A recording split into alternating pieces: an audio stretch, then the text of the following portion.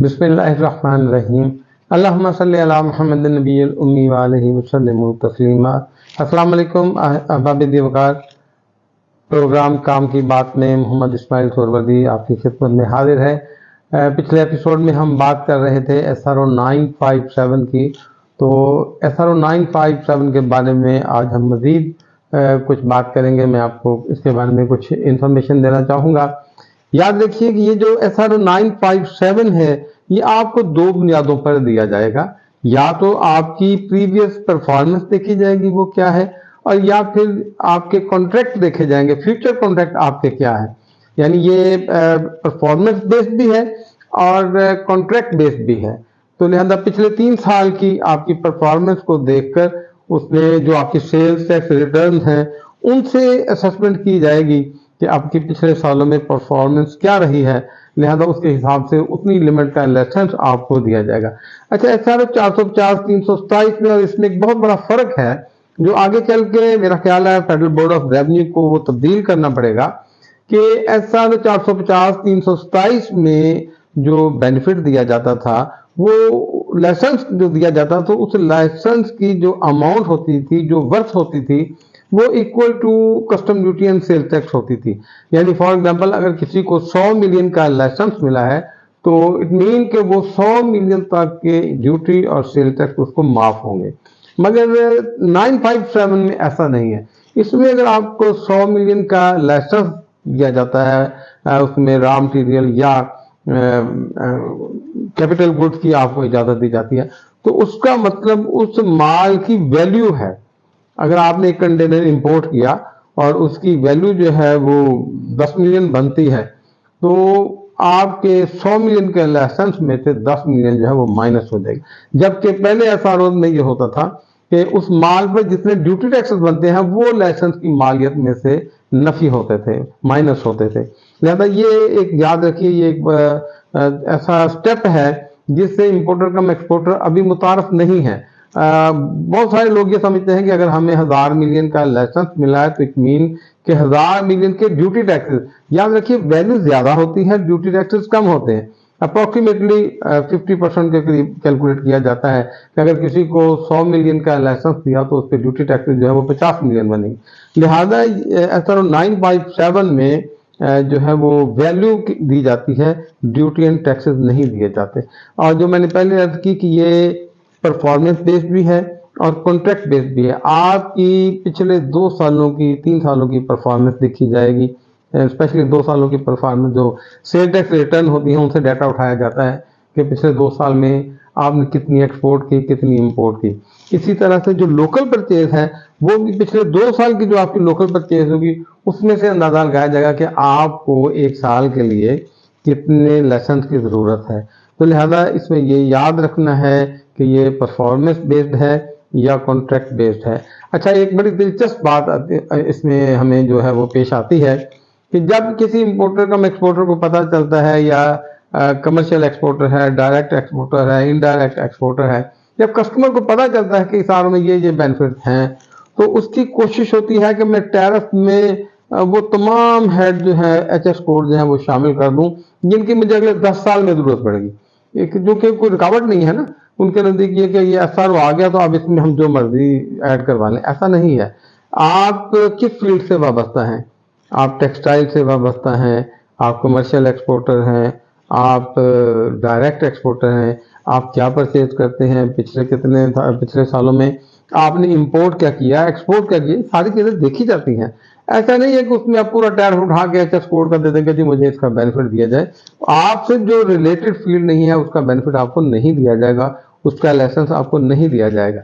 लिहाजा लाइसेंस लेते वक्त आप इस चीज को मद्देनजर रखिए कि आप जिस फील्ड से वाबस्ता हैं। अगर कोई डाइंग से वाबस्ता है तो वो डाइंग से रिलेटेड ही इंपोर्ट करे, HS कोड ऐड करवाए। अगर कोई प्रिंटिंग से वाबस्ता है तो वो प्रिंटिंग से रिलेटेड, अगर कोई स्पिनिंग से वाबस्ता है तो वो स्पिनिंग से रिलेटेड जो है वो इसमें ऐड करेगा। लिहाजा ये जो है एक इबहाम कि शायद पूरा टैरिफ ही हम बेनिफिट इसमें वो ले लेंगे, ऐसा नहीं है। उसकी भी पड़ताल की जाती है। एक और जरूरी बात आपके मतलब मैं बताना यहाँ ये भी जरूरी है कि अगर आपने लाइसेंस ले लिया जिस फील्ड से आप वाबस्ता हैं, कल को उसमें कुछ इजाफा करना पड़ता है वैल्यू बढ़ानी पड़ती है या उसमें कुछ एचएस कोड ऐड करने हैं या उसकी डिस्क्रिप्शन जो है कुछ आइटम मजीद ऐड करने, कुछ भी उसमें तब्दीली करना चाहते हैं तो वो हो सकती है। आप अप्लाई करेंगे कि जी मेरा ये मसला है, मेरा ये माल आ रहा है, इसमें मजीद एचएस कोड ऐड करने हैं, उसकी भी परमिशन मिल जाएगी। अगर आप अपने जो लाइसेंस जब से मिला आपने कोई परफॉर्मेंस दिखाई तो आप ये भी कह सकते हैं कि जनाब मुझे 100 मिलियन का लाइसेंस मिला था, उसमें से 80 मिलियन मैंने एक्सपोर्ट कर दी हैं, अब मुझे जरूरत है कि 50 मिलियन 100 मिलियन और दे दिया जाए ताकि ऐसा ना हो मेरी शिपमेंट आ जाए और वो पोर्ट में पड़ी रहे और मैं यहाँ अमेंडमेंट के चक्कर में पड़ा रहूँ। तो कस्टम हुकाम जो है वो आपके लाइसेंस को की इन्हांसमेंट कर देंगे, आपकी वैल्यू को बढ़ा देंगे, लेकिन पिछली परफॉर्मेंस भी देखेंगे। बहुत सारे लोग ऐसे भी आते हैं लाइसेंस लेते हैं उसके बाद कोई काम नहीं करते और फिर थोड़े अर्से बाद एप्लीकेशन दे देते हैं कि हमारी लाइसेंस की जो लिमिट है वो 500 से बढ़ा के 1000 कर दी है। तो वहाँ कस्टम हुकाम ये देखते हैं कि इस बंदे ने लाइसेंस मिलने के बाद इसकी परफॉर्मेंस क्या है, इसने कितनी इंपोर्ट की, कितनी एक्सपोर्ट की, कितनी लोकल परचेज की। तो लिहाजा लाइसेंस अप्लाई करते वक्त इस चीज़ को ध्यान में रखिए। और दूसरी बात, मैं अगले एपिसोड में आपको कैटेगरी पर रोशनी डालूंगा और हर कैटेगरी के अगेंस्ट आपने सिक्योरिटी इंस्ट्रूमेंट्स क्या देने हैं। कैटेगरी ए वालों ने तो इंडेमनिटी बॉन्ड और पीडीसी दे देना है और वो फारिग हो गए, लेकिन B1, B2, C1, C2, commercial, common, bonded, ये सब की कैटेगरी में इनमें सिक्योरिटी मुख्तलिफ है। देखें एक शख्स पिछले 30 साल से एक्सपोर्ट कर रहा है, 15 साल से एक्सपोर्ट कर रहा है, और एक शख्स जिसने भी एक्सपोर्ट नहीं की या उसे एक्सपोर्ट शुरू किए 6 माह गुजरे हैं, तो दोनों की वर्थ में फर्क है, दोनों की सिक्योरिटी में इस वजह से फर्क है कि उसका पिछला 15 साल का 30 साल का कैरियर बोलता है कि ये बंदा यहाँ कब से काम कर रहा है, लेकिन जो नया आया है उसके बारे में कागजात भी उसकी परफॉर्मेंस वो खामोश है। उसने अभी 2-4 कंटेनर किए हैं और वल्लाह आलम आगे वो क्या करता है। लिहाजा हुकूमत को अपने ड्यूटी टैक्स से मतलब है वो उसको सिक्योर करना चाहती है, उसके लिए फिर आगे इंश्योरेंस गारंटी भी आती है, जैसे रिवॉल्विंग इंश्योरेंस गारंटी कहते हैं, और बैंक गारंटी भी देनी पड़ती है। कुछ कैटेगरीज आती है जिसमें बैंक गारंटी देनी पड़ती है, और उसमें ये भी रखा गया कि अगर किसी के कोई मैन्युफैक्चरर है जगह किराए की है तो उसकी कैटेगरी उस हिसाब से होगी, वो सिक्योरिटी इंस्ट्रूमेंट्स उस हिसाब से देगा। अगर कोई मैन्युफैक्चरर है जगह अपनी है तो वो सिक्योरिटी इंस्ट्रूमेंट्स उस हिसाब से देगा। ये बड़ा खूबसूरत एसआरओ है और इसमें इंपोर्टर कम एक्सपोर्टर को बहुत बेनिफिट है। और इसमें मैंने ये देखा आने वाले वक्त में सिर्फ वही लोग इंपोर्टर कम एक्सपोर्टर के साथ बिजनेस करेंगे जो डॉक्यूमेंटेड होंगे, जो सेल्स टैक्स में रजिस्टर्ड होंगे, वो ही इनके साथ काम कर सकते हैं। इसलिए कि जब आप किसी से माल परचेज करेंगे उसे कहेंगे कि मेरे पास EFS है, मुझे सेल्स टैक्स 0 रेटेड दो। लिहाजा अगर वो शख्स सेल्स टैक्स के पास रजिस्टर्ड है देन वो आपको 0 रेटेड इनवाइस जारी कर सकता है ना। अगर वो रजिस्टर्ड ही नहीं है तो फिर तो उसकी कोशिश होगी कि वो इनवाइस के बगैर आपको माल दे। अगर इनवाइस के बगैर आपको माल देगा तो उस पर आपको सेल टैक्स की माफ़ी नहीं मिलेगी, लिहाजा आप उसका माल नहीं लेंगे क्योंकि वो आपको महंगा पड़ेगा। तो आने वाले वक्त में इंशाल्लाह अच्छा स्टेप है। इसमें एक और बड़ा ही जो सबसे अहम अच्छा कदम उठाया गया वो ये है कि हुकूमत ने FBR ने इंपोर्टर एक्सपोर्टर का कस्टम हुकाम कस्टम के स्टाफ के साथ राब्ता कम किया है।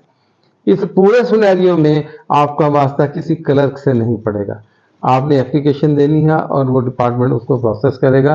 किसी क्लर्क के पास जाके आपने कोई डॉक्यूमेंट्स जो है वो रद्द बदल नहीं कर सकते। कुछ ऐसा नहीं कि भी आप कोई क्लर्क आपको जो है वो ब्लैकमेल कर सके।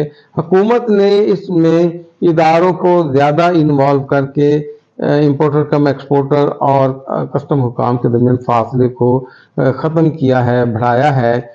ख़त्म इस मकसद से किया कि किसी को आने की ज़रूरत नहीं, किसी से मिलने की ज़रूरत नहीं, ये एक रूटीन में। अब इंशाल्लाह अगले वक्त में ये भी आएगा कुछ अर्से बाद कि आप सिर्फ अपने ऑफिस में बैठे अप्लाई करेंगे और वहीं बैठकर डॉक्यूमेंट्स अटैच करेंगे, उनकी ज़रूरत पूरी करेंगे और आपके ऑफिस में ही आपको लाइसेंस मिलेगा इंशाल्लाह बहुत जल्द। ये वक्त भी हम देखेंगे।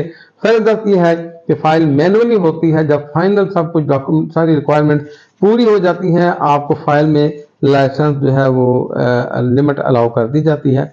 फिर आप उसको ऑनलाइन अप्लाई करते हैं तो जो मैनुअल अप्रूवल दी गई थी उतनी ही अमाउंट का आपको लाइसेंस ऑनलाइन भी दे दिया जाता है। जब तक ऑनलाइन आपको इजाज़त नहीं मिलेगी तब तक आपकी GD फाइल नहीं हो सकती। इंतज़ार कीजिए हमारे अगले एपिसोड का, इंशाल्लाह उसमें बहुत ही ज़बरदस्त और अहम मालूमात आप तक पहुँचाऊँगा और इस SR को आप भी इंजॉय करेंगे। Thank you very much. अल्लाह हाफिज़।